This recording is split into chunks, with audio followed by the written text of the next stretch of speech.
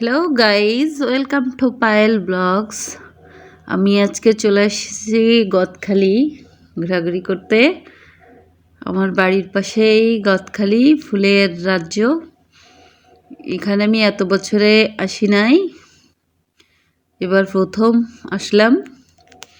তো প্রথমে আমি ফুল কিনে নিয়েছি আমরা সবাই মাথায় দেওয়ার জন্য। এখন আমরা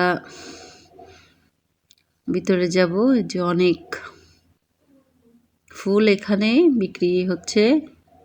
সবাই এখান থেকে কম দামে ফুল কিনে নিয়ে যায় বিভিন্ন অনুষ্ঠানে সাজানোর জন্য। যে আমি একটা সানগ্লাস পরে নিলাম।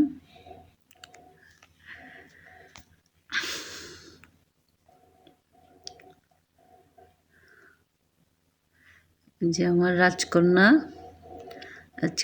চলে এসেছে।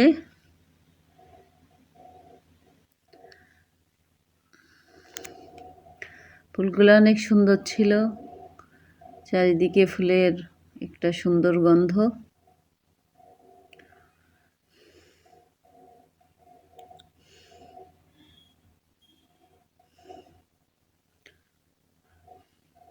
আমরা অনেক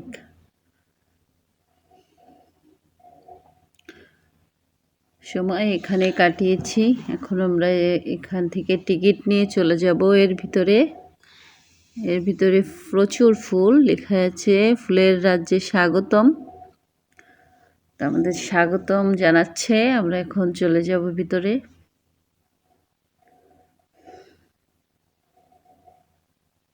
যে আমার ছেলে এসেছে। এখানে অনেক লোক, একটা ঝর্ণা আছে ওর ভিতরে। প্রচুর লোক এখানে পিকনিকের জন্য এসেছে। ফুল দেখলে আসলে মনটা ভালো হয়ে যায়। এত ফুল, এত ফুল।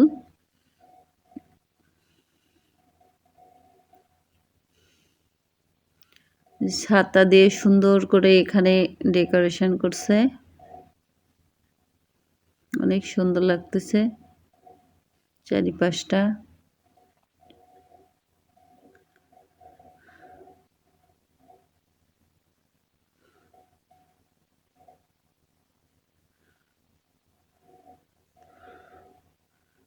এখানে শুধু ফুল আর ফুল। ফুলের গন্ধে ঘুম আসে না। এখান থেকে আমার যাইতেই মন চাইতেছিল না, বাড়ি ফিরে আসতে ইচ্ছে করতেছিল না। এত সুন্দর চারিদিকটা।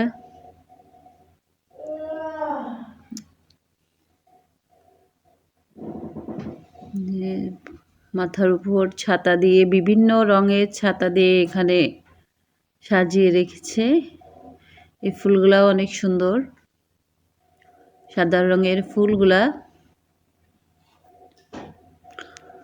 এদিকে সব বিভিন্ন রঙের ফুল, দেখলে আসলে ভালো লাগতেছিল।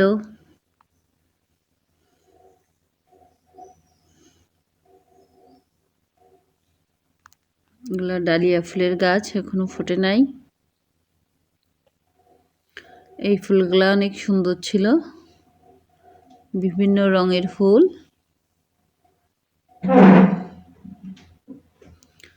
চারিদিকে শুধু ফুল আর ফুল।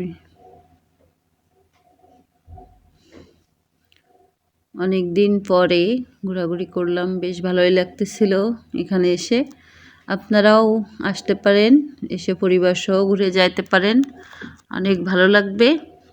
এটা যশোর গদখালি ঝিকরগাছা জায়গাটার নাম।